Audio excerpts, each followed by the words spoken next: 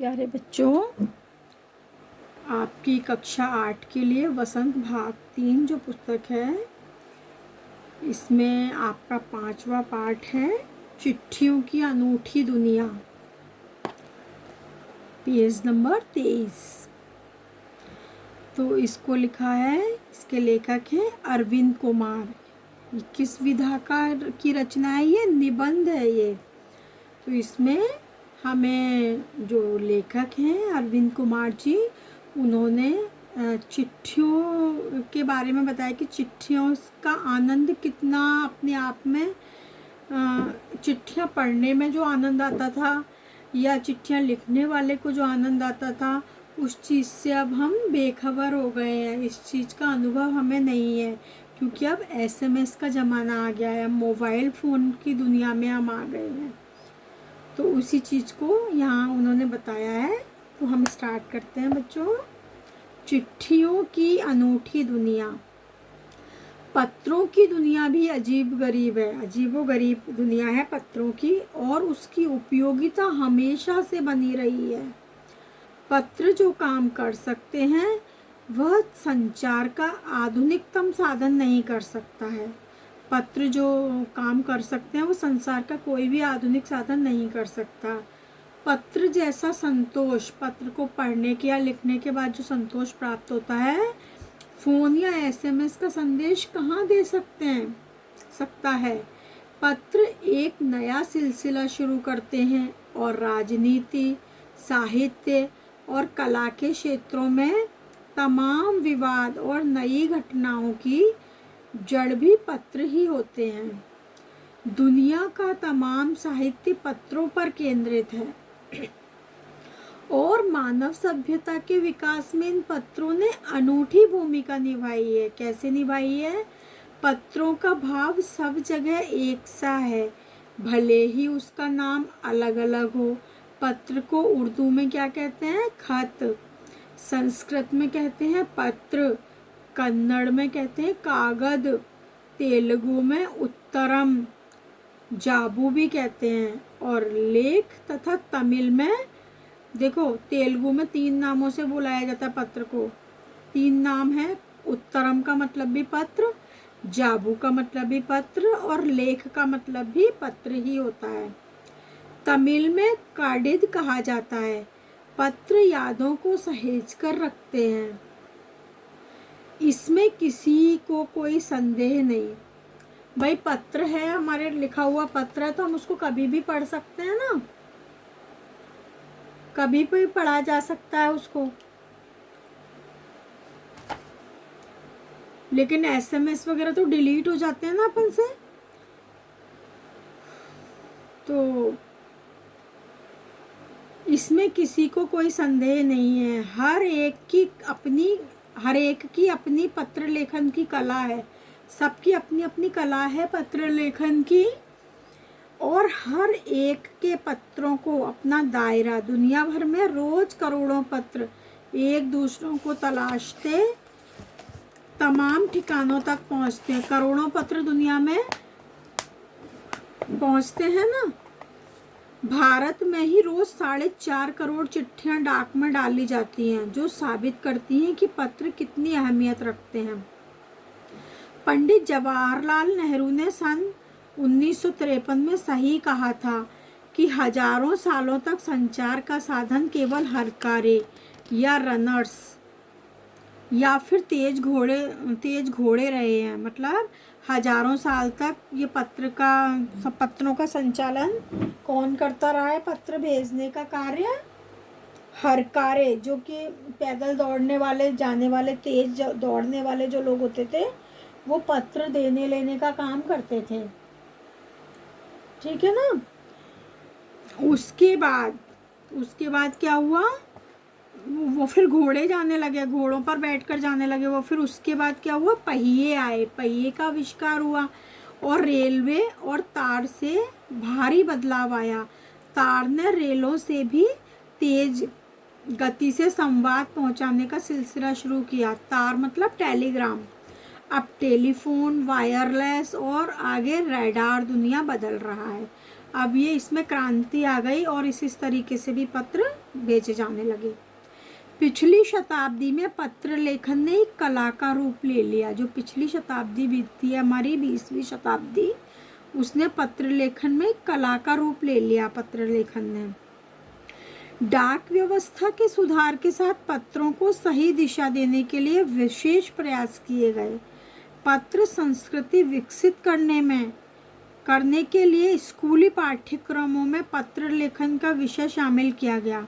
आपको सिखाया जाता है ना पत्र लेखन में, औपचारिक पत्र, अनौपचारिक पत्र, सब तरीके के पत्र लिखना आपको सिखाया जाता ना। ये इसी उद्देश्य से शामिल किया गया था पाठ्यक्रम में।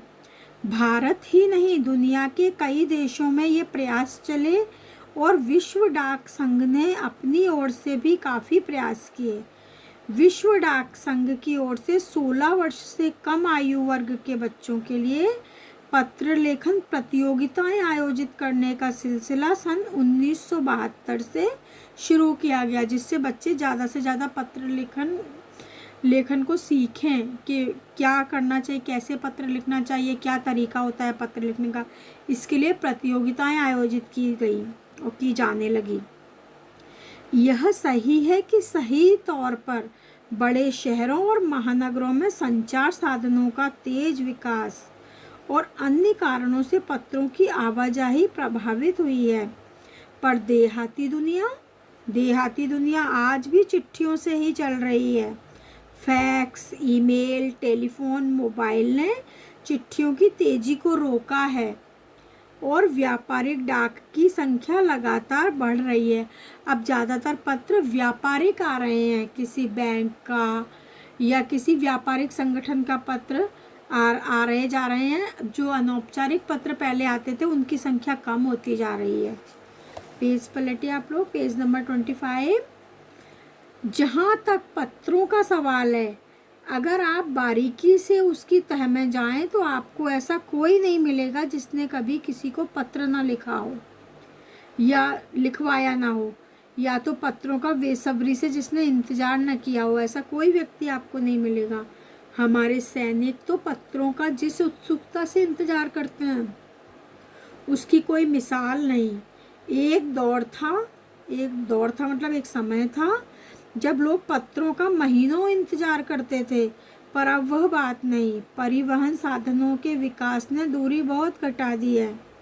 पहले लोगों के लिए संचार का इकलौता साधन चिट्ठी ही थी। चिट्ठी से ही लोग एक दूसरे के समाचार प्राप्त करते थे और अपने भेजते थे, पर आज और भी साधन विकसित हो चुके हैं। आज देश में ऐसे लोगों की कमी नहीं है जो अपने पुरखों की चिट्ठियों को सहेज और संजोकर विरासत के रूप में रखे हुए हों। फिर बड़े बड़े लेखक, पत्रकारों, उद्यमी, कवि, प्रशासक, सन्यासी या किसान, इनकी पत्र रचनाएं अपने आप में अनुसंधान का विषय हैं। अगर आज जैसे संचार साधन होते तो पंडित नेहरू अपनी पुत्री इंदिरा गांधी को फ़ोन करते, पर तब पिता के पत्र पुत्री के नाम नहीं लिखे जाते।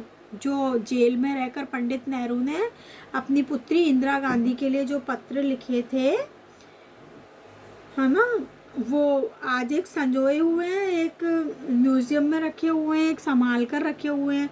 अगर मोबाइल का टाइम होता, फ़ोन की सुविधा होती तो फ़ोन ही करते ना, क्यों पत्र लिखते। तब पिता के पत्र पुत्री के नाम नहीं लिखे जाते, जो देश के करोड़ों लोगों को प्रेरणा देते हैं। पत्रों को तो आप सहेज कर रख लेते हैं, पर एसएमएस संदेशों को आप जल्दी भूल जाते हैं कि नहीं। कितने संदेशों को आप सहेज कर रख सकते हैं। तमाम महान हस्तियों की तो सबसे बड़ी यादगार या धरोहर उनके द्वारा लिखे गए पत्र ही होते हैं। भारत में इस श्रेणी में राष्ट्रपिता महात्मा गांधी को सबसे आगे रखा जा सकता है। कैसे? दुनिया के तमाम संग्रहालय जानी मानी हस्तियों के पत्रों का अनूठा संकलन भी है। तमाम पत्र देश, काल और समाज को जानने समझने का असली पैमाना है। भारत में आज़ादी के पहले महासंग्राम के दिनों में जो कुछ अंग्रेज अफसरों ने अपने परिवारजनों को पत्र में लिखे, वे आगे चलकर बहुत महत्व की पुस्तक बन गए। इन पत्रों ने साबित किया कि संग्राम कितनी जमीनी मजबूती लिए हुए था, मतलब कितना सशक्त था वो संग्राम। महात्मा गांधी के पास दुनिया भर से तमाम पत्र केवल महात्मा गांधी इंडिया लिखकर आ जाते थे और वे जहाँ भी रहते थे वहाँ तक पहुँच जाते थे। आज़ादी के आंदोलन की कई अन्य दिग्गज हस्तियों के साथ भी ऐसा ही था। सिर्फ उनका नाम लिख दो और इंडिया लिख दो, तब भी उनको पत्र मिल जाता था। गांधी जी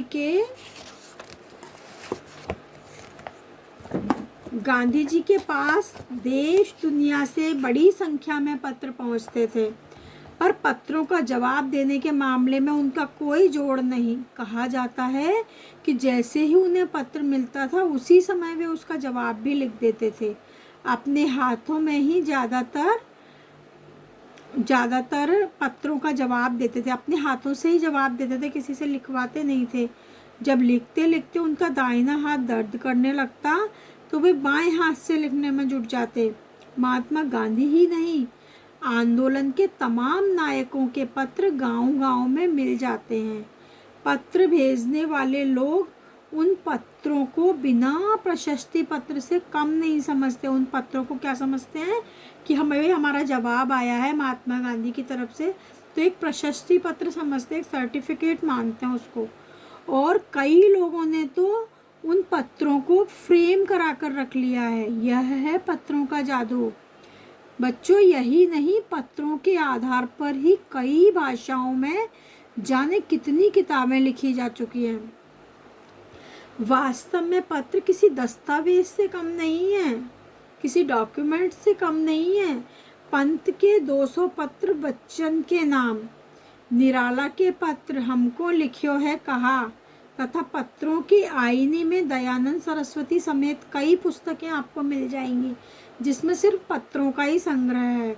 कहा जाता है कि प्रेमचंद जो थे, मुंशी प्रेमचंद, खास तौर पर नए लेखकों को बहुत प्रेरक जवाब देते थे और पत्रों के जवाब में वे बहुत मुस्तैद रहते थे।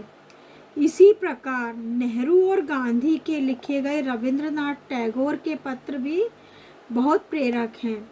महात्मा और कवि के नाम से महात्मा गांधी और रविंद्रनाथ टैगोर के बीच सन 1915 से 1941 के बीच पत्राचार का संग्रह प्रकाशित हुआ, जिसमें बहुत से नए तथ्यों और उनकी मनोदशा का लेखा जोखा मिलता है कि उस समय उनकी मनोदशा कैसी थी। पत्र व्यवहार की परंपरा भारत में बहुत पुरानी है, पर इसका असली विकास कब हुआ? आज़ादी के बाद ही हुआ है। तमाम सरकारी विवादों की तुलना में सबसे ज़्यादा गुडविल किसकी है? डाक विभाग की ही है। इसकी एक खास वजह यह भी है कि लोगों को जोड़ने का काम करता है। घर घर तक इसकी पहुंच है। संचार के तमाम उन्नत साधन, कौन से, तार, टेलीफोन वगैरह के बाद भी चिट्ठी पत्री की हैसियत बरकरार है। शहरी इलाकों में आलीशान हवेलियां हों या फिर झोपड़पट्टियों में रह रहे लोग, दुर्गम जंगलों से घिरे गांव हों या फिर बर्फबारी के बीच जी रहे पहाड़ों के लोग, समुद्र तट पर रह रहे मछुआरे हों या फिर रेगिस्तान की ढाणियों में रह रहे लोग, आज भी खतों का ही सबसे अधिक बेसब्री से इंतजार होता है। एक दो नहीं, करोड़ों लोग खतों और अन्य सेवाओं के लिए रोज भारतीय डाकघरों के दरवाजों तक पहुंचते हैं और इसकी बहुआयामी भूमिका नज़र आ रही है कि डाकघरों की कितनी भूमिका है समाज में, ये नज़र आ रही है। दूर देहात में लाखों गरीब घरों में चूल्हे मनी ऑर्डर अर्थव्यवस्था से ही चलते हैं। मनी ऑर्डर भेजने का काम भी डाक विभाग करता है। इससे जैसे अब शहर में किसी का कोई काम करता है तो वो गांव में जो रह रहे हैं उनके खर्चे के लिए पैसे मनी ऑर्डर से ही भेजता है। गांव या गरीब बस्तियों में चिट्ठी या मनी ऑर्डर लेकर पहुंचने वाला डाकिया देवदूत के रूप में देखा जाता है, जैसे कोई भगवान का कोई दूत आया हो, क्योंकि उससे उनका घर चलता है। ठीक है बच्चों, समझ में आया आप लोगों को?